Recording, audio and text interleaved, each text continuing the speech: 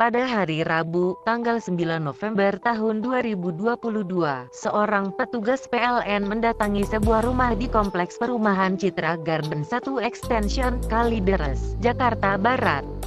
Tujuannya kali itu hendak memutus sambungan listrik akibat si pemilik rumah di Blok AC5 nomor 7, RT 7 RW 15, itu menunggak pembayaran pemakaian listrik.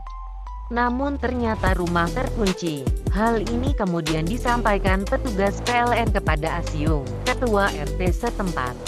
Menurut keterangan dari petugas PLN, ia mencium bau tak sedap saat mengunjungi rumah tersebut dan baunya tidak seperti bau bangkai tikus.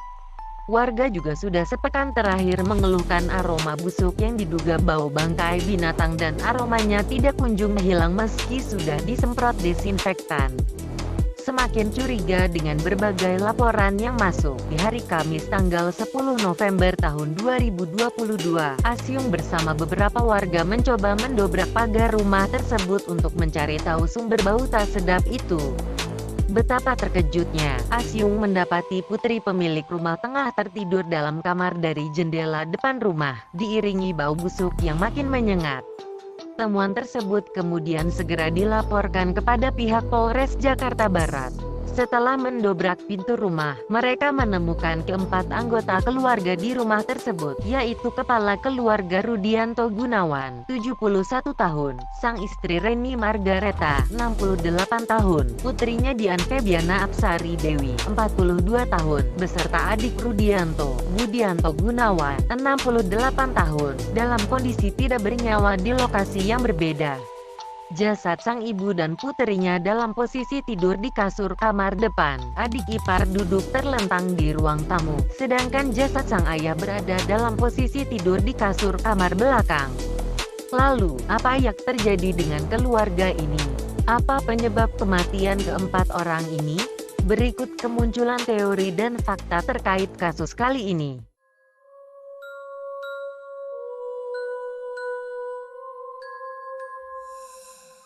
1. Kondisi rumah.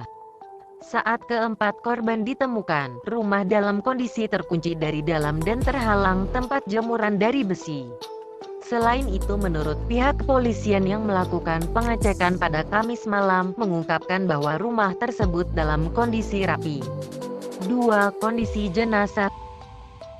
Kasih Humas Polres Metro Jakarta Barat Kompol Taufik mengatakan bahwa keempat korban diduga sudah meninggal dalam kurun waktu yang cukup lama. Hal ini merujuk pada kondisi jasad yang sudah mengering hingga tulang belulang terlihat. Menurut hasil otopsi, keempat korban tidak ditemukan tanda-tanda bekas kekerasan dan ditemukan bahwa keempat korban tidak makan dan minum dalam waktu yang cukup lama, karena pada bagian lambung tidak ditemukan sisa makanan dan otot-otot terdehidrasi. Selain itu diduga keempat korban meninggal dalam waktu yang berbeda dengan melihat tingkat pembusukan yang terjadi. Pihak tim otopsi RS Polri Jakarta Timur mengungkapkan pula bahwa diperkirakan keempatnya meninggal sejak 3 minggu yang lalu. 3. Temuan di TKP. Kapolsek Kalideres, AKP Syafri Wasdar menyebutkan bahwa di lokasi ditemukan kapur barus lilin dan bedak bayi yang diduga digunakan untuk menghilangkan bau jenazah. Temuan selanjutnya, pada Minggu malam tanggal 13 Oktober tahun 2022, ditemukan beberapa bungkus makanan dan bon catering. Temuan ini masih coba dikorelasikan dengan hasil otopsi yang diperoleh, yang mana sebelumnya sempat muncul dugaan kalau keluarga ini meninggal karena kelaparan. 4. Hubungan keluarga. Menurut keterangan adik korban bernama Margareta, yaitu Riz Astuti, 64 tahun, diketahui bahwa keluarga kakaknya ini terkesan menjauhkan diri dari keluarga inti. Mereka sudah tidak berkomunikasi sekitar 1 tahun yang lalu dan sudah tidak bertemu sekitar 5 tahun yang lalu. Tak sampai di situ, menurut penuturan Riz, keluarga kakaknya ini tergolong keluarga dengan ekonomi yang cukup mampu. 5. Harta benda hilang. Menurut keterangan Asyung, sang ketua RT, diketahui jika keluarga Rudianto memiliki 1 unit mobil dan 1 unit motor. Namun kendaraan tersebut tidak ditemukan di TKP. Ternyata, setelah diselidiki, menurut keterangan Kapolres Metro Jakarta Barat Kompol Pasmarois mengungkapkan bahwa mobil Honda Brio tersebut telah dijual oleh Budianto Gunawan, sang pemilik kendaraan yang juga merupakan adik dari Rudianto ke sebuah dealer dengan harga Rp160 juta. 6. Menganut sekte tertentu. Selain temuan yang sudah disebutkan sebelumnya, berdasarkan keterangan dari Ketua Harian Kompolnas Irjen Purnawirawan Beni Mamoto pada Selasa tanggal 15 November tahun 2022, bahwa di TKP ditemukan beberapa buku yang berisi ajaran dari beberapa agama. Tidak dijelaskan ada berapa banyak buku yang berkaitan dengan ajaran agama yang telah disita oleh tim penyidik dan kini tengah didalami oleh pihak kepolisian. Temuan ini bisa menjadi sebuah petunjuk bagaimana satu keluarga ini meninggal. Apalagi keluarga Rudianto sampai saat ini latar belakangnya masih misterius. Menurut kriminolog dari Universitas Indonesia, Adrianus Elias Tameliala mengatakan bahwa keluarga tersebut diduga menganut paham apokaliptik. Kasus kali ini dianggap hampir serupa dengan kasus kematian massal pengikut sekte People Temple pimpinan Jim Jones di Guyana, Amerika Selatan pada tahun 1978. Apokaliptik adalah paham yang berkaitan dengan kehancuran dunia pada akhir zaman, sehingga tindakan-tindakan yang dilakukan oleh korban diduga sebagai bentuk persiapan akan kematian. Beberapa dari kita pasti tahu tentang sekte Heaven's Gate yang dipimpin oleh Marshall Applewhite, di mana menggerakkan tindakan mengakhiri hidup massal besar-besaran dalam sejarah Amerika, yang mana ditemukan 39 orang tewas dalam sebuah rumah dalam waktu 3 hari. Tak hanya sampai di sini, teori lain pun muncul. Beberapa artikel menyebutkan bahwa ada kemungkinan keterkaitan meninggalnya keluarga Rudianto dengan ritual Santara. Ritual Santara adalah ritual kuno yang dilakukan penganut sekte Jain untuk menghadapi kematian. Bagi Jainisme, Santara adalah ujian spiritualitas tingkat tinggi di mana dituntut untuk menahan segala nafsu dan mempersiapkan jalan yang dimurnikan menuju kematian. Dalam menjalankan ritual ini, seseorang akan puasa tanpa makan dan minum hingga ajal menjemput. Sekte Jain ini lahir dan berkembang pesat di India. Nah, siapa di antara Sobat MN Files yang penasaran dengan penjelasan mendalam seputar paham apokaliptik dan Santara ini? Silakan tulis tanggapan kalian di kolom komentar. 7. Kesaksian.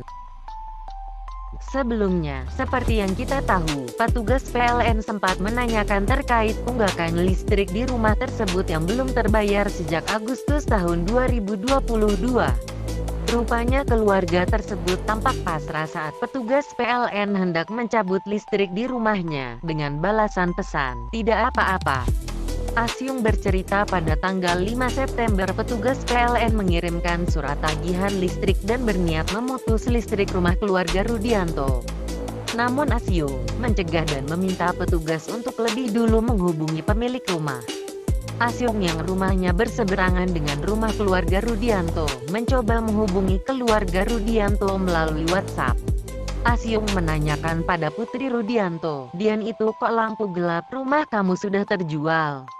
Dian menjawab, "Belum, Om." Lalu Asyung sempat mengingatkan Dian untuk membayar tagihan listrik dan dibalas, "Ya, Om, sorry ngerepotin, nanti dikabarin lagi." Lantaran tagihan tak kunjung dibayar, maka petugas PLN pun menalangi tagihan tersebut sebesar Rp300.000. Dian ternyata sempat berkomunikasi dengan petugas PLN dan membayar dana talangan. Namun bulan berikutnya kembali menunggak. Pada tanggal 4 Oktober Dian mengirim pesan, "Silakan Bapak putus aliran listrik di rumah saya. Apabila saya ingin melakukan pemasangan baru, nanti saya akan menghubungi Bapak." Untuk memastikan kembali pernyataan Dian terkait pemutusan listrik, petugas PLN kemudian mencoba menghubungi Dian pada tanggal 27 Oktober tahun 2022. Namun baik telepon maupun pesan tidak ada balasan. Karena hal tersebut petugas pun datang di tanggal 9 November untuk melakukan pemutusan meteran. Namun rumah terkunci, karena tidak ada respon dari dalam. Petugas kemudian menggunakan tangga naik ke atas dan memutus sambungan listrik dari kabel. Banyak yang mengira bahwa keluarga ini sudah pindah, termasuk seorang tetangga bernama Alvaro Roy, 33 tahun, yang rumahnya sekitar 100 meter dari TKP. Kejadian pemutusan listrik ini yang sempat meyakinkan tetangga kalau keluarga ini sudah pindah. Siapa yang sanggup hidup tanpa listrik di dalam rumah? Ya, logikanya orang itu sudah pindah rumah. Begitulah tanggapan Alvaro yang sudah bertetangga sekitar 20 tahun dengan keluarga Rudianto. Tidak hanya kejadian petugas PLN yang hendak memutus listrik masih di tanggal yang sama, ternyata asisten rumah tangga Asyung mengungkapkan bahwa dirinya melihat ada mobil box yang mengangkut barang-barang seperti AC dan kulkas. Pada saat olah TKP, polisi menemukan bahwa dalam rumah tersebut banyak barang-barang yang dimasukkan dalam kardus dan sudah terikat, seperti orang mau pindahan. Tak sampai di situ, kepolisian mendapati banyak lampu di rumah itu yang dicopot dan seperti sudah lama dicopot sebelum menyampaikan pada PLN untuk diputus listriknya. Kesaksian selanjutnya, dari tetangga sebelah rumah keluarga Rudianto, yaitu Tio Siwahwa, 58 tahun, bersama putranya Kelvin, mengaku terakhir kali melihat Rudianto sekitar 2-3 bulan lalu. Ia melihat Rudianto berjalan menuju rumahnya dengan kaki dibungkus plastik hitam. Namun saat ditanya, Rudianto diam saja. Menurut keterangan Tio lebih lanjut, di bulan Februari, dirinya sudah mencium bau tidak sedap dari rumah tersebut, namun tidak begitu menyengat seperti temuan Kamis lalu. Awalnya ia menyangka bau tak sedap itu berasal dari bangkai tikus. Hingga akhirnya sudah tak tahan dengan bau yang makin menyengat, Tio kemudian meminta bantuan tukang untuk memeriksa atap rumahnya, namun tidak ditemukan bangkai tikus. Kemudian ia pun melaporkan hal tersebut kepada ketua RT. Sedangkan menurut kesaksian tukang jamu keliling langganan korban berinisial R, bahwa salah satu korban melalui WhatsApp sempat ingin meminjam uang kepada R sebesar 50 juta rupiah dengan alasan untuk operasi kerabatnya, namun tidak dijelaskan lebih dalam siapa dan operasi apa.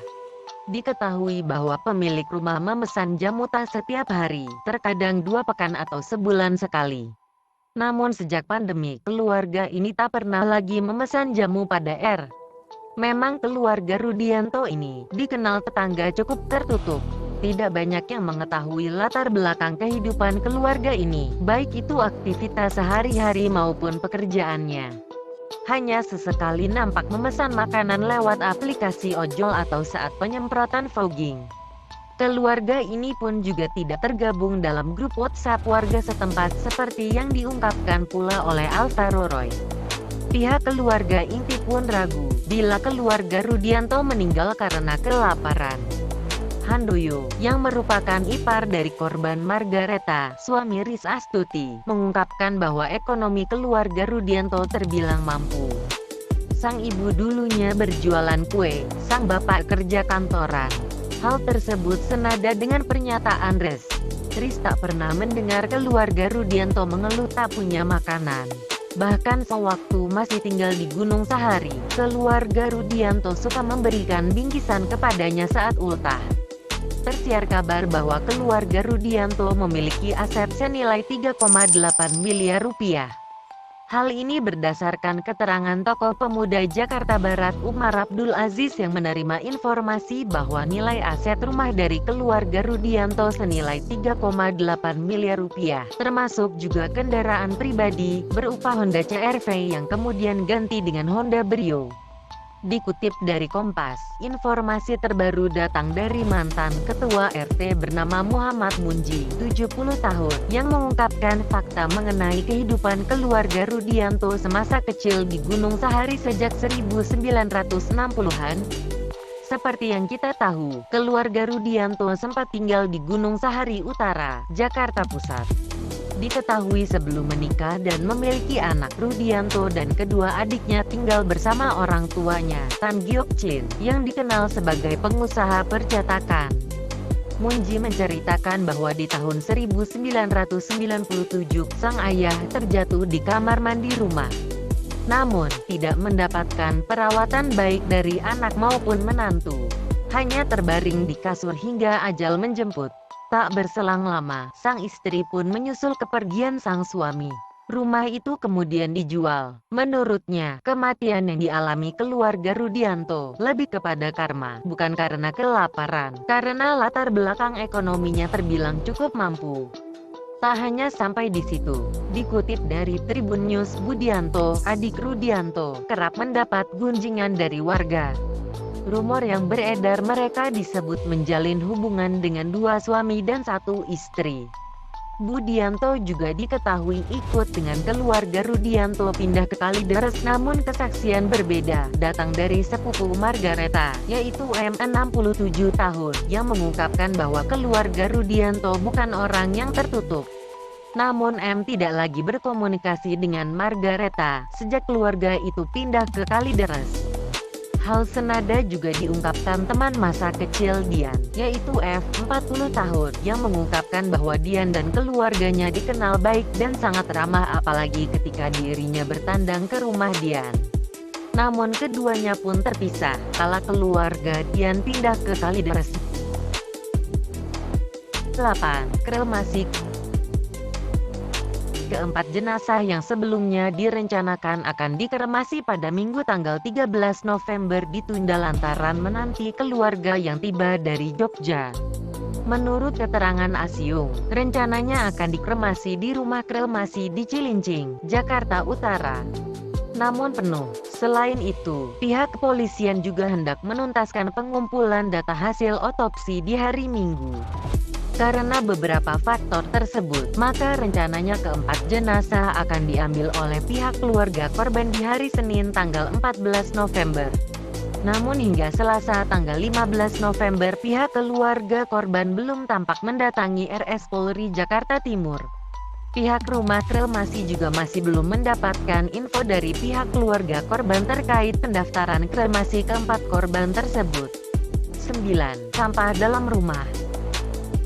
Berdasarkan keterangan dari petugas kebersihan kompleks bernama Waridin, dirinya mengungkapkan bahwa pada Rabu tanggal 9 November salah satu warga yang tengah jalan pagi, yaitu Desi, yang rumahnya berjarak 3 rumah dari rumah keluarga Rudianto, meminta Waridin membuang bangkai tikus. Ia pun menjawab bahwa bau tak sedap itu bukan seperti bau bangkai hewan, tapi seperti bau bangkai manusia. Jauh sebelum temuan tersebut, Waridin sudah curiga bahwa beberapa bulan belakangan tidak ditemui sampah yang digantungkan di pagar rumah. Coba mengetuk pagar pun tidak ada respon dari pemilik rumah. Pada hari Rabu, tanggal 16 November pihak kepolisian kembali melakukan olah TKP dan menemukan banyak sampah obat dan makanan yang ditimbun di dalam rumah. Hal ini memunculkan pertanyaan, mengapa keluarga Rudianto melakukan hal tersebut? 10. Dugaan penyebab kematian. Jika sebelumnya sempat tersiar kabar bahwa satu keluarga ini meninggal karena kelaparan, polisi juga mengungkapkan fakta bahwa tersiar kabar penyebab lainnya adalah gas beracun, tidak terbukti, berdasarkan pengecekan suhu dan kelembapan ruangan. Hingga kini, polisi masih belum bisa menyimpulkan apa penyebab kematian dari keempat anggota keluarga tersebut. Kepala Unit Kriminal Umum Polres Metro Jakarta Barat, Ajun Kompol Afrilendi mengatakan sampai saat ini pihaknya masih mendalami penyebab pastinya. Pusat Lab 4 Polri masih memeriksa sampel lambung dan hati korban, termasuk olah bukti di TKP seperti ponsel dan temuan lain di TKP yang akan coba dikorelasikan dengan hasil otopsi. Selain itu, pihak kepolisian berencana akan mencoba menghubungi ahli etomologi dan serangga dalam kaitannya dengan temuan belatung pada jenazah untuk dapat mengetahui waktu kematian para korban. Kini kepolisian tengah meminta kesaksian 2 anak korban yang diketahui tinggal di daerah Bekasi. Beberapa temuan kembali dijabarkan oleh pihak kepolisian yaitu sehubungan dengan kapan para korban meninggal. Diketahui ternyata Margareta, istri Rudianto, meninggal pada tanggal 13 Mei tahun 2022. Kala itu sang anak Dian hendak menggadaikan rumah tersebut. Pihak koperasi simpan pinjam dan broker kemudian datang untuk meninjau lokasi dan melakukan pengecekan berkas. Saat mereka sampai di lokasi, mereka sudah mencium bau tak sedap. Mengetahui bahwa sertifikat rumah atas nama sang ibunda, petugas koperasi ingin bertemu dengan Margareta. Namun Dian berucap bahwa ibunya ada di kamar dan ia tak bisa menyalakan lampu lantaran sang ibu tengah tertidur. Mereka pun masuk ke dalam kamar. Saat tengah masuk ke kamar, bau tak sedap makin tercium. Penasaran dengan kondisi Margareta yang saat disentuh tubuhnya terasa lunak tanpa sepengetahuan Dian. Sambil mengecek kelengkapan berkas, petugas koperasi menyalakan lampu flash ponselnya. Dan betapa terkejutnya mengetahui bahwa Margareta sudah meninggal. Mengetahui hal itu, Dian menjawab bahwa ibunya masih hidup dan ia selalu memberikan susu setiap hari. Sambil Dian menyisiri rambut ibunya yang sudah rontok. Melihat kondisi tersebut, mereka pun memutuskan keluar dari rumah. Namun Budianto mencegat mereka dan meminta mereka untuk tidak menceritakan baik kepada RT, tetangga maupun siapapun. Polisi masih mendalami bagaimana keluarga Rudianto kala melakukan jual beli harta bendanya, seperti ditemukannya fakta bahwa sang pembeli tidak pernah masuk rumah karena barang sudah disiapkan di depan hingga kemana uang hasil penjualan barang-barang tersebut. Kuat dugaan pula, menurut pihak kepolisian, korban terakhir yang meninggal dunia adalah Dian. Hal ini merujuk pada kondisi jenazah Dian yang ditemukan dalam posisi memeluk guling di samping jenazah Margareta. Tak hanya itu, kondisi jenazah Margareta nampak mengalami tahapan mumifikasi dengan baik yang dibuktikan dengan posisi jenazah di kasur dengan beralaskan kain dan rapi. Saat ini, pihak tim forensik masih melakukan pengecekan terhadap temuan feses pada tubuh para korban. Di Reskrimum Polda Metro Jaya Kombes Hengki Haryadi menyebutkan bahwa kematian keluarga Rudianto Gunawan kuat dugaan berkaitan dengan sebuah ritual kepercayaan yang dianut. Sejumlah bukti baru di TKP diungkapkan, yaitu ditemukannya kemenyan, kain bertuliskan mantra, dan buku mantra. Hasil sementara penyelidikan dengan tim Asosiasi Psikologi Forensik diduga Budianto menjalankan ritual tertentu dan punya pengaruh yang kuat dalam keluarga tersebut. Rencananya pihak kepolisian akan melibatkan ahli sosiologi agama untuk menganalisa temuan perilaku ini. Dengan berbagai temuan yang telah dikumpulkan, harapannya akan ada titik terang yang akan mengungkap apa penyebab dari kematian keempat korban tersebut.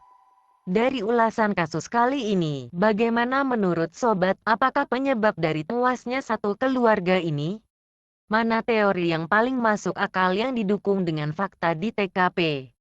Tuliskan pendapat kalian di kolom komentar. Sekian investigasi kali ini. Jangan lupa untuk like, share, dan subscribe. Terima kasih dan sampai jumpa di video selanjutnya.